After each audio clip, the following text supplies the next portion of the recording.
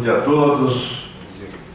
Queria dizer que é um prazer estar com vocês à mesa, estar com todos aqui nesse auditório para conversar sobre a crise hídrica e a demanda que eu pretendo atender aqui, falando inicialmente, é de apresentar algumas das ideias que se consolidaram no campo do direito administrativo e que estão envolvidas nas discussões jurídicas que a crise hídrica suscita.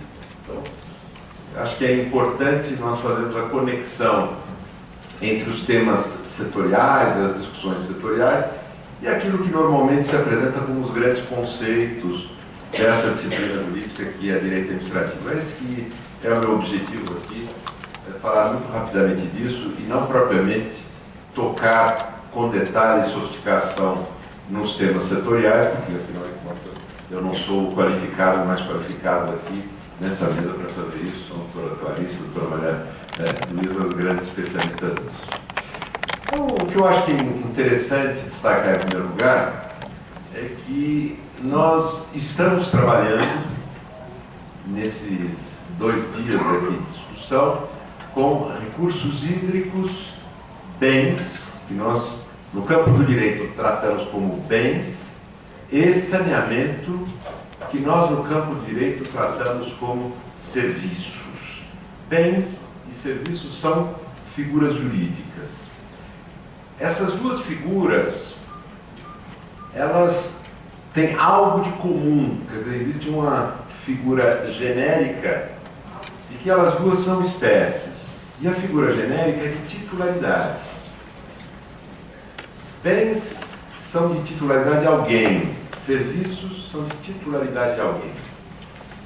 Nós dizemos, para explicar juridicamente os recursos hídricos e os serviços de saneamento, que eles são de titularidade pública. Essa ideia, a figura da titularidade pública, ela é muito importante, ou considerada muito importante, em todas as discussões jurídicas muito concretas que se tem colocado nos setores, especialmente quando há crises, em que as tensões, as disputas são muito mais aguçadas. Então, essa é a nossa base. A ideia de titularidade pública, ela leva a que nós possamos classificar os recursos hídricos como bens públicos e os serviços de saneamento como serviços públicos. Então, aqui estão os 2 desdobramentos da ideia de titularidade pública: bem público e serviço público. As dúvidas interessantes são as de saber o que é que significa, em termos de direitos, de deveres, de responsabilidade, o fato de algo ser bem público e de ser serviço público. Porque todos os debates jurídicos bem concretos, eu tenho direito à continuidade do serviço sem uma limitação, eu tenho direito de não pagar sobrepreço e coisas desse tipo, elas envolvem uma discussão sobre se cada uma destas situações é ou não compatível com a ideia de bem público, de serviço público e do regime que estaria associado a essas ideias. Será que serviço público pode ser limitado, a prestação de serviço público pode ser limitada em algumas circunstâncias? Essa discussão, ela é muito feita por todos nós, no âmbito jurídico, como uma discussão que envolve a compreensão de qual seria o regime jurídico dos bens públicos, e qual seria o regime jurídico dos serviços públicos. Então, essas figuras estão presentes todo o tempo. Evidentemente, não é só no campo dos recursos hídricos e dos serviços de saneamento que essas figuras são usadas. Essas são figuras que servem no campo nosso aqui do direito administrativo para tratar de muitos outros setores. Petróleo, por exemplo, o conceito de serviço de bem público está presente, recursos minerais como bens públicos, né? Em telecomunicações, a ideia de bem público está presente, o espectro radioelétrico como bem público, é uma abstração, inclusive, né? Um bem público material. A ideia de serviço público está presente. Telecomunicações são serviços públicos.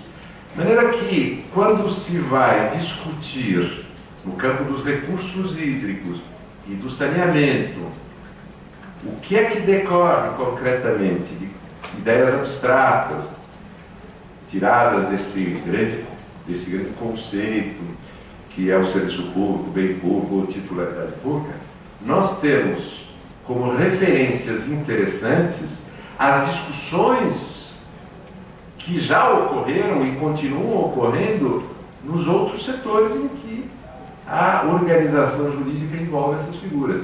Telecomunicações, petróleo, mineração em geral, energia elétrica e por aí vai.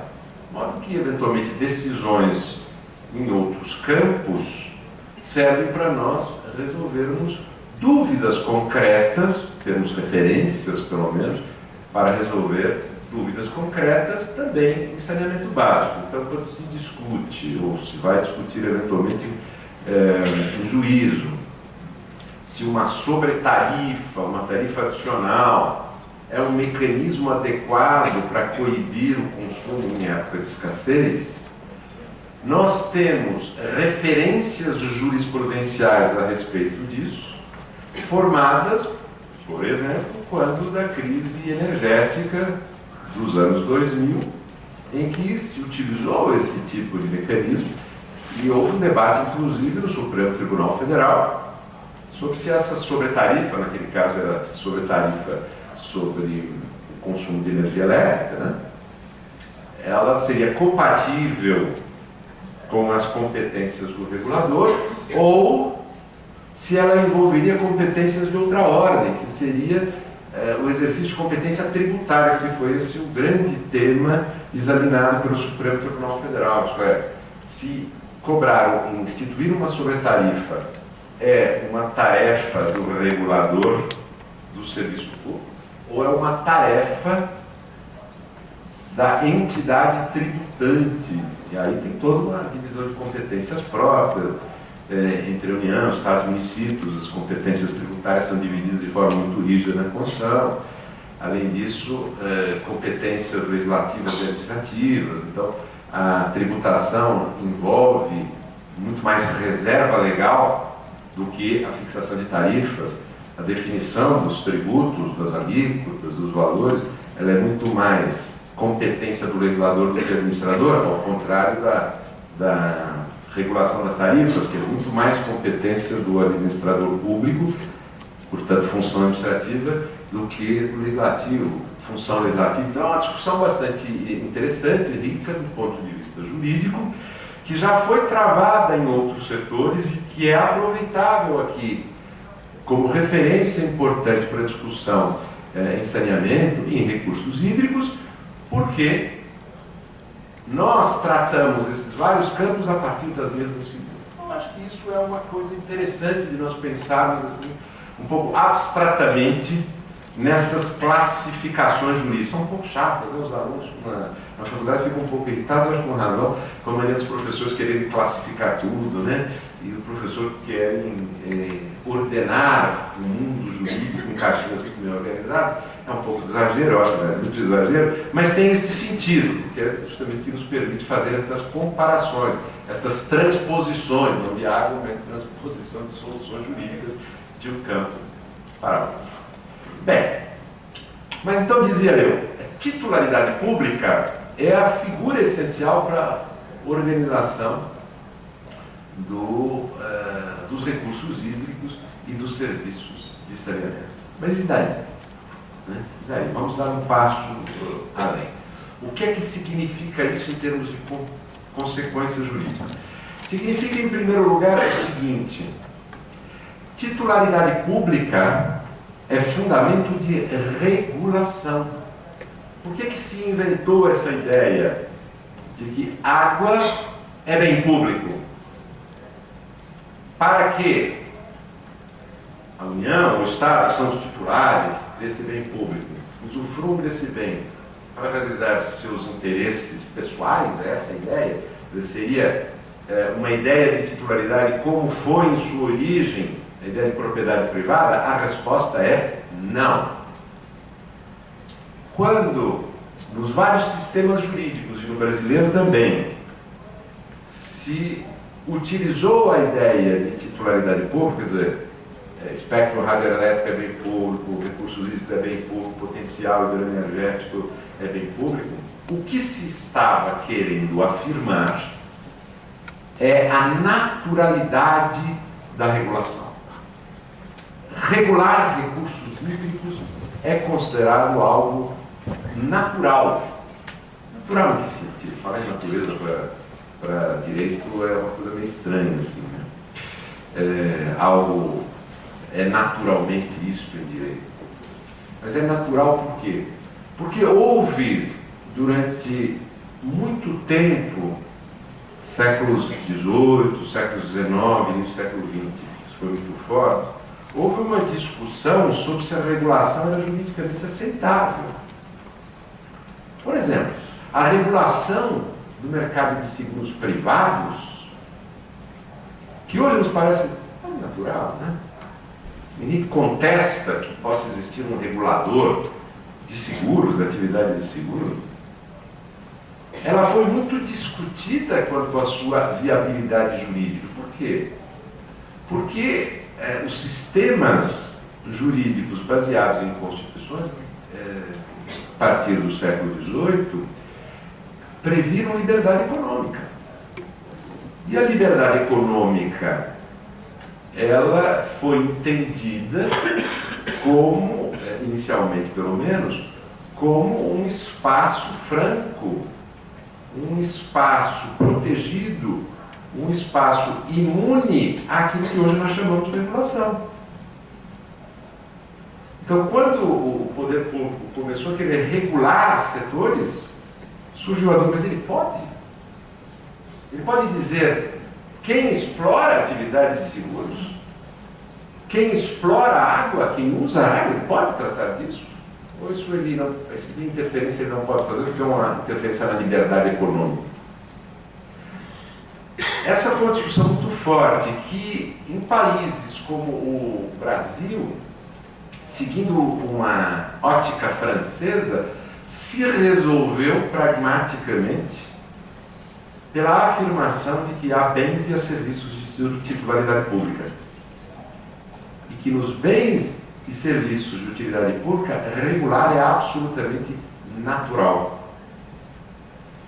O que significava também, em sua origem, que nos serviços, nas atividades não públicas e nos bens não públicos, regular, em princípio, não seria natural. A regulação, a interferência regulatória, seria ou inaceitável ou seria exceção. Então, esse é um ponto importante. Recursos hídricos e saneamento, como bem público e como serviço público, são campos em que a regulação pública ela é considerada essencial. A ideia de essencialidade da regulação pública para que recursos hídricos sejam adequadamente utilizados e para que serviços de saneamento existam de modo adequado. A ideia de naturalidade, de essencialidade, de necessidade da regulação pública. Então, quando se fala em regulação pública, é preciso destacar que se está tratando daquilo que nós, no Brasil, brasileiros, os publicistas brasileiros, chamamos de competências públicas. E os espanhóis costumam designar com uma expressão que é mais significativa, que é a potestade. Não é exatamente que o Estado tem um direito subjetivo de regular. Então, a potestade, a ideia de função, envolve dever. Por isso se fala muito, as competências são irrenunciáveis, não é? Um lugar comum que nós nos acostumamos a ouvir, que as potestades são irrenunciáveis. Então, essa ideia de exercício obrigatório, de dever, é muito importante como associada à regulação. E que consequência prática isso tem? É que quando ocorrem crises, se propõe uma discussão interessante sobre se a crise é decorrência de uma falha no exercício do dever de regular. Afinal de contas, se a base, a ideia jurídica de base, em que regulação é competência, competência é potestade, envolve exercício obrigatório, envolve função, tem finalidades gerais, etc., não se aceita como natural o mau uso ou o não uso, a omissão. É preciso, então, em todos os momentos, discutir se o regulador, aquele que tem as competências, quer dizer, aquele que tem a titularidade e pode regular, está regulando adequadamente, se regulou bem. Então é muito compreensível que nessa discussão sobre a crise hídrica, nós estamos a todo tempo indagando se alguma autoridade pública falhou ou está falhando no exercício da sua competência de regular. E essa é uma dúvida não só política, mas é uma dúvida jurídica também interessante. Será que há um dever de racionar? Havia um dever, em certo momento, de racionar ou de adotar uma outra política para gerenciar a escassez, que foi omitida no seu devido tempo? E se houve falha, ou está havendo falha com relação a isso, é possível exigir, inclusive judicialmente, por mecanismos de controle judicial, o exercício dessa competência? Então esse enquadramento jurídico, né, na figura da competência, na figura da potestade, para usar a expressão espanhola, é que faz com que essas discussões, que têm um sabor assim de política, né, elas tenham uma conexão muito clara com o mundo jurídico, porque competência é dever. O problema é saber que dever, né? O regulador tem que dever, em que situação, e quem tem o dever. Aí vem um aspecto bastante interessante nesse tema da titularidade, da competência, da potestade pública. Atividade regular nunca é o exercício por uma autoridade de uma competência. Na verdade, é o exercício por múltiplas autoridades de muitas competências, conjunto de competências. Então, para dar exemplos muito conhecidos, regular recursos hídricos é, por exemplo, autorizar o exercício dessa atividade que genericamente em direito público se chama de autorizar, que tem as suas classes, né? Permitir, conceder, licenciar, por aí. Mas tudo isso genericamente é autorizar, né? Então, isso é uma competência. Agora, quem autoriza o uso de recursos hídricos? Isso envolve muitas competências, né? Ao autorizar, que normas se deve seguir? Então, se põe o problema de definir quem tem a competência de normatizar, quem é que edita normas de regulação. Então, regular é editar normas de regulação, que depois são seguidas quando se autoriza. Mas quem edita normas de regulação em recursos hídricos e em saneamento? Isso propõe muitas dúvidas, porque as competências públicas, especialmente num país como o nosso, que é federativo, imenso e federativo com autonomia municipal, as competências públicas, elas estão divididas segundo critérios não totalmente claros. Impossível, absolutamente impossível, num sistema como o nosso, evitar as dúvidas de competência. Conflito de competências é um tema central do debate regulatório no mundo todo. E o modelo que nós adotamos, que é o federativo, suscita isso em maior medida. Mas não é só por ser federativo, é porque a atividade irregular, mesmo quando algum setor ele é claramente de competência só da União, né? A atividade irregular, ela também envolve divisão de competências entre o legislativo, quer dizer, matérias, decisões que são de reserva legal, reservadas ao legislador, e as decisões são administrativas, competências são administrativas. Só que a administração pública não é uma unidade ou uma autoridade, a administração pública é uma organização complexa. Então, em matéria de saneamento básico, por exemplo, nós temos competências do chefe do executivo, competências da unidade desconcentrada do executivo, a secretaria de recursos hídricos, de saneamento, sei lá, nos diferentes estados, né?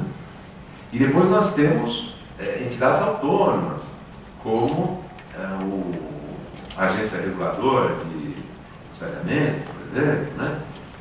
Ou os órgãos ambientais, autônomos ou não autônomos. Bom, enfim, há um complexo de competências. E aí é muito desafiador discutir aquilo que é o conjunto de questões que eu destaquei antes, que se põe quando se está diante de crises em setores em que estão envolvidas essas competências, essas potestades públicas. A pergunta é: quem tinha o dever e falhou? Não é? Quem? E quem tem a possibilidade, diante da crise, de tomar as medidas para resolver a crise? Um sistema altamente complexo de divisão de competências. E no nosso caso aqui, tratando de recursos hídricos e de saneamento, um complexo de competências em recursos hídricos, um complexo de competências em saneamento. Então, é muito interessante e um pouco irritante, talvez, para quem não está acostumado com o mundo jurídico, né? Verificar o número de dúvidas e de incertezas que nós temos quanto aos deveres. Afinal de contas, não sabemos exatamente qual é a extensão dos deveres e não sabemos exatamente quem os tem. Né? Interessante isso. É por isso que o mundo jurídico é tão complicado, tão interessante, como disse eu, tão irritante para quem está fora, né? Que acha que é o mundo dos trapalhões ou dos enrolões, né? E para tudo tem como resposta depende. E quem é competência? Depende. Havia o dever de... Depende. É possível cobrar essa... Depende. Enfim, o grau de incerteza ele é irritante, mas ele é particularmente irritante nos momentos de crise. Porque, afinal de contas, no momento de crise, unidade de comando, providência imediata, certeza, são valores importantes, né? Se o país está sendo atacado, o melhor que se tem é um líder que manda e que tem o poder absoluto de mandar, e ninguém duvida que é ele que manda, né? Porque ele consegue organizar a defesa. Bom, mas não é exatamente assim que as coisas funcionam no campo da regulação pública em setor nenhum. No caso de recursos hídricos e de saneamento, isso é mais complexo. Queria destacar esta particularidade do setor.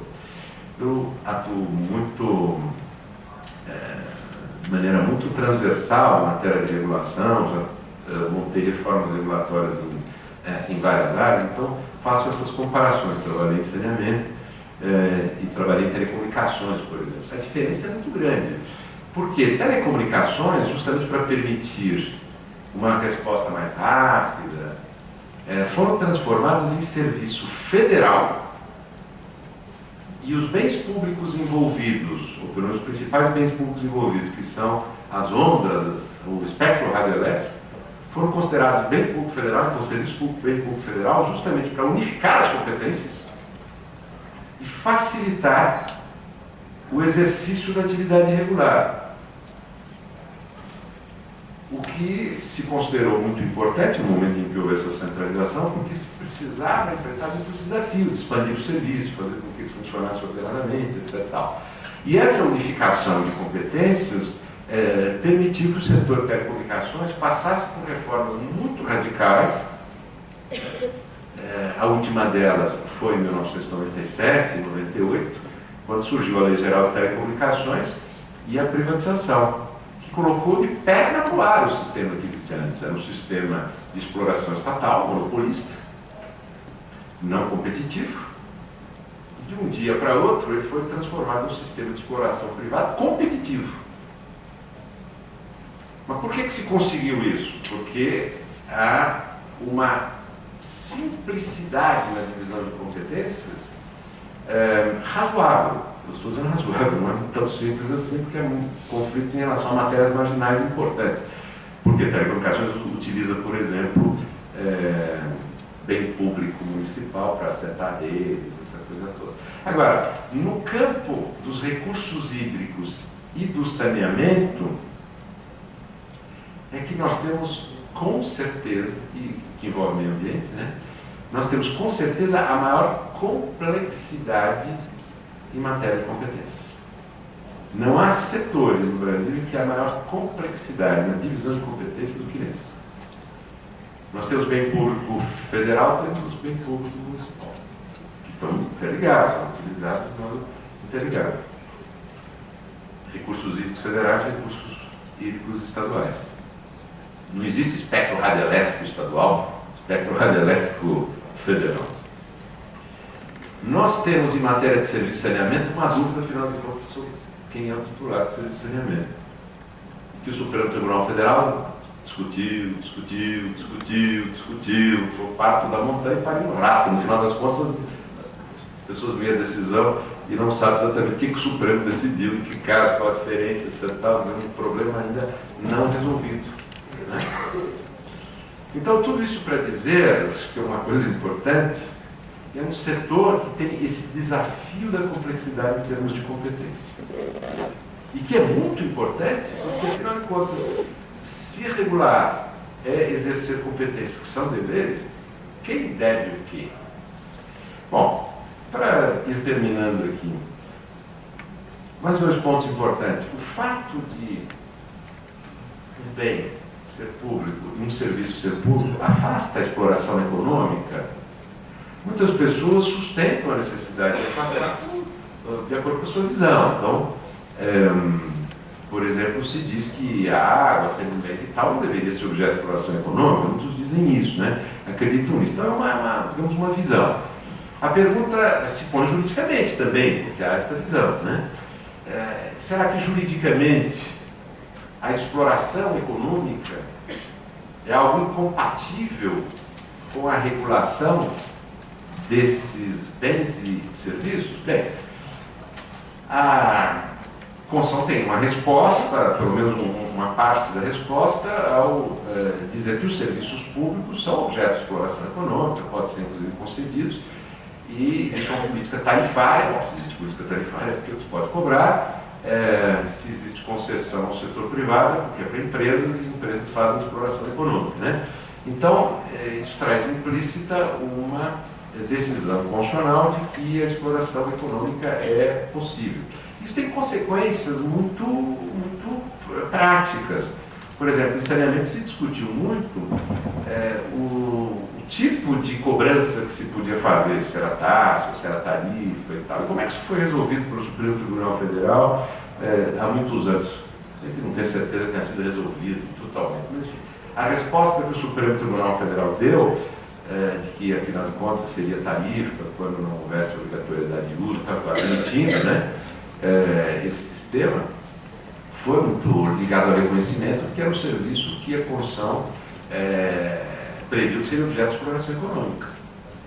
Então, a exploração econômica é um sistema legítimo. Isso responde a certas dúvidas sobre o que o regulador deve impor àquele que presta o serviço de saneamento e pode, inclusive, cobrar daqueles que usam os recursos hídricos. A ideia de preço, a ideia de remuneração de capital, elas são consideradas, em princípio, aceitáveis. Agora, há muitas discussões sobre isso. Por exemplo, agora, na discussão sobre se houve falha do regulador ou não houve, por conta da crise hídrica, muitas pessoas dizem que o regulador permitiu que os prestadores, empresas, distribuíssem dividendos e agora eles dizem que não conseguiram fazer investimento no nível necessário para evitar, pelo menos que seria capaz de evitar todos os efeitos de uma crise hídrica. Né? Isso é uma discussão interessante essa, né? Mas a pergunta é, impedir a distribuição de dividendos, em princípio, sim, é algo que está entre as possibilidades do regulador? Parece que não, né? Quer dizer, a ideia de remunerar o capital empregado na prestação de serviços, capital privado, é aceitável, juridicamente compatível com o modelo de organização da prestação desse serviço. A cobrança pelo uso da água, que é um mecanismo de distribuição dos ônus, que se baseia na identificação do valor econômico que a água tem, a discussão sobre a possibilidade de cobrança está muito ligada à aceitação da exploração econômica também do meio público. Bom, para terminar aqui, eu queria destacar um último ponto, que é o seguinte: titularidade pública envolve dever. Mas até que ponto? E em relação a quê?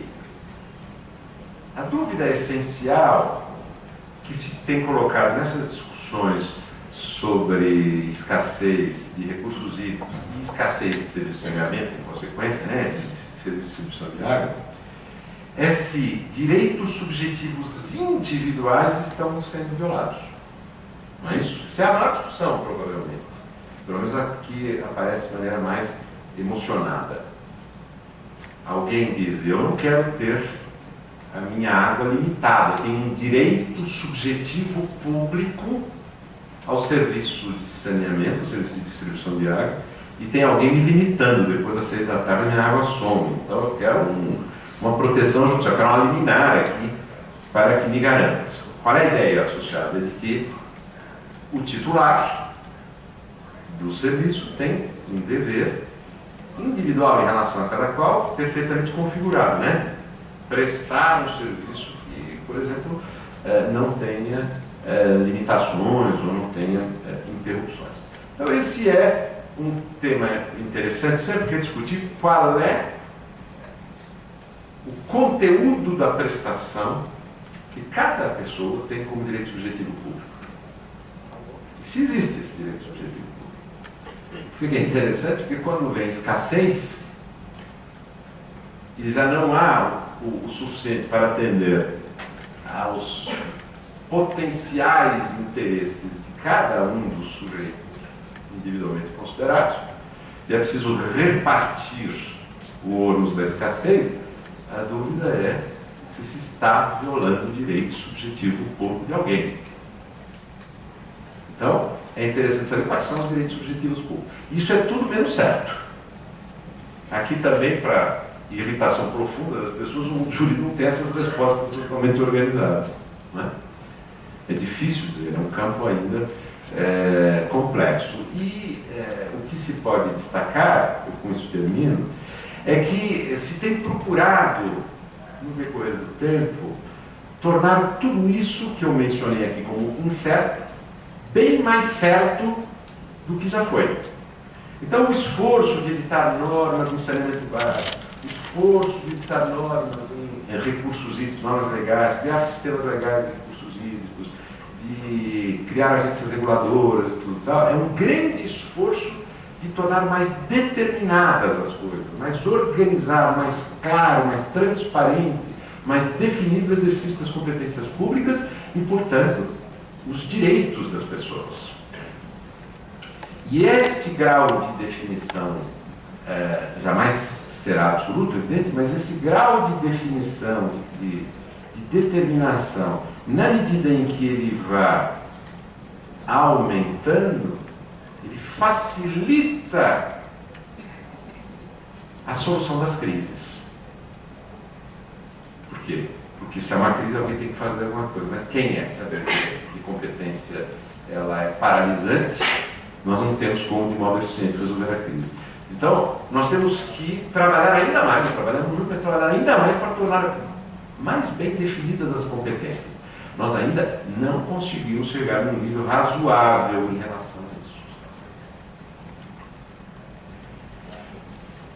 E se há escassez, é preciso fazer uma divisão dos ônus da escassez de recursos para investir, escassez de recursos hídricos, etc.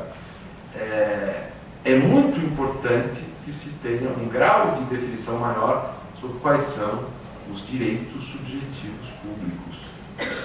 Por quê? Porque aí a potencial sabotagem de indivíduos melhor posicionados para reivindicar direitos não vai comprometer a política pública, porque esse é o risco. Termino com isso. Esse é o risco. As pessoas mais organizadas, elas podem ir a juízo, usar, inclusive, chegando à nossa questão jurídica aqui, né? Podem ir a juízo para reivindicar seus interesses, invocando direitos, subjetivos públicos. Se são indefinidos, essas pessoas provavelmente terão muito campo para obter definições que as favoreçam, deixando que os outros que têm mais dificuldade de acesso sejam prejudicados nessa definição. Então, a discussão sobre a distribuição judicial de medicamentos tem sido muito em torno dessa questão. É muito importante ter uma definição clara da política de distribuição da escassez, né, de medicamentos. E é importante aqui, porque senão a intervenção judicial pode ser um instrumento de injustiça. A existência de organismos públicos, como o Ministério Público e a Defensoria Pública, nos permite discutir se eles são ou não capazes de representar coletividades e reequilibrar essa possível distorção. Com isso eu termino agradecendo a atenção e o convite de vocês.